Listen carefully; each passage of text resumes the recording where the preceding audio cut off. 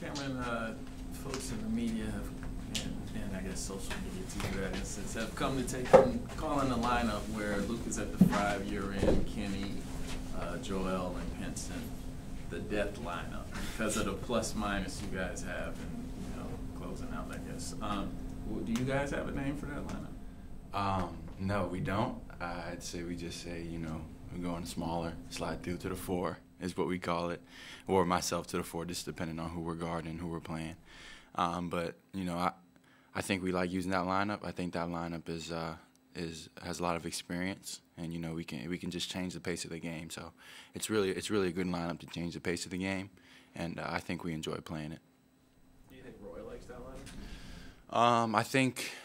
I think he does. I think the main concern is obviously interior defense and rebounding, and that's one thing that he emphasized. If we want to play this lineup, then we have to rebound and defend on the inside. So, as time goes on, maybe we'll have more opportunities to prove we can defend the interior and offensive and defensive rebound.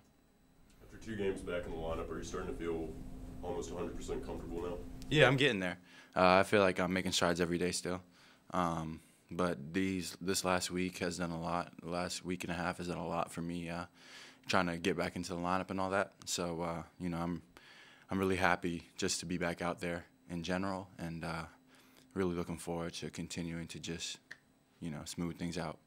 How's adapting to playing with these guys in this system been? You've played, I guess, 2 games now.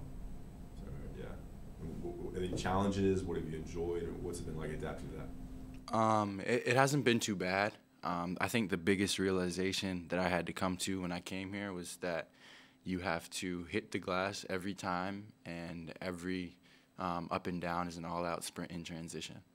And just kind of picking up those 2 things the most, just kind of changes the approach to the game. And also defensively, denying is something that's a little bit different. So once you kind of get in the mindset of how we defend, how we run in transition, and how we attack the glass, I think everything else kind of falls in place. What about Coach Williams' coaching style in game? Obviously, you work with him on the off-season coaching, but in game coaching, what's that like? Because it's obviously new to you. I'd say it's a little bit more laid back than what I've had in the past. He kind of lets us go in transition, lets us kind of create for ourselves, create for others. So in that sense, there's a lot more free motion, a lot more freelance than I've had in the past. I've kind of been in systems in the past where we've slowed it down, maybe called a play almost every time down, and just heard more of the coach calling plays in our ear. So how much do you think that helps you in being creative and able to do your own thing? It helps a lot, and I think the biggest factor of it is the fact that we like to get up and down in transition. That's obviously what Carolina basketball is known for. And I think just the fact that, you can't really call anything in transition. Transition is all about making plays happen for yourself and for teammates. And then I think, that just opens up so many opportunities for us. I think it always reflects in how teams play us. I remember as an opposing team, our emphasis was always get back on defense. I think each time I played Carolina under any coach I played for, the emphasis was get back on defense. So, it limited the amount of guys that went to the offensive glass and, threw a lot of guys back on the defensive end. How much is this block of time between, the end of first semester exams and everything and before school starts again? Is this a good time for you, having come off the injury, to get back just in terms of, or is it like impossible to kind of cram everything in just because you have the free time, like there's a natural progression to coming back? No, it definitely helps not having, class in session right now. There's more time to work on things, more time to get, the body where it needs to be, and, just more mental focus you can put towards basketball. This, Christmas break is especially helpful for me coming back at this time now, because I can, put a little bit extra time in and to just get the feel back, and whether that's, shooting on my own or getting extra treatment or anything like that. So obviously Joel and Theo are experienced leaders with this team. How do you feel like they've helped your transition and helping you feel confident and free in your game? They definitely helped a lot. They're always a steady voice on the team, They have played in a lot of big games, and it shows in their poise. I think they have very good poise.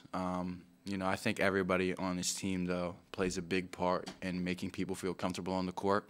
So, Joel and Theo have done, have helped me a large part in kind of transitioning back into the flow of the game. But it also goes out to everybody else, Luke, Kenny, Garrison, Sterling, Jalik, everybody, B-Rob, Playtech, they all help a lot in transitioning back. I don't know what it was like at Pitt, but obviously basketball is a pretty big deal in Chapel Hill, and you're on the team. What's that been like, kind of dealing with the culture and fans and students? Because I imagine you're like a celebrity on campus. How's that kind of been? I mean, only just 2 games in. It's cool. It's cool to see a town that cares so much about the game of basketball. Being a North Carolina basketball player means a lot. It means a lot to our whole team. Means a lot to myself personally. And wearing the NC on your shirt where you go, you have to hold yourself a certain way. You have to hold yourself to a certain standard when you're out in public.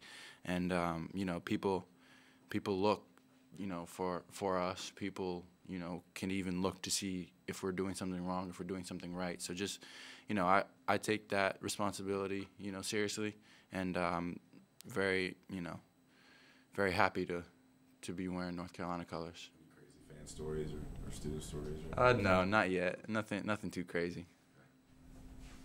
Anybody else?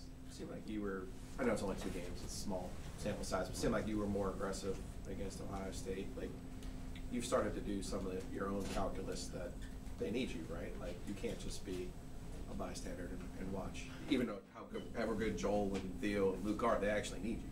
Yeah, I mean, I try to bring as much as I can to the game, and in the Ohio State game, I'd say I was more comfortable than I was in the first game. Just from the experience of the first game, I think my wind was a little better the second game, although it was not perfect. So that definitely helped.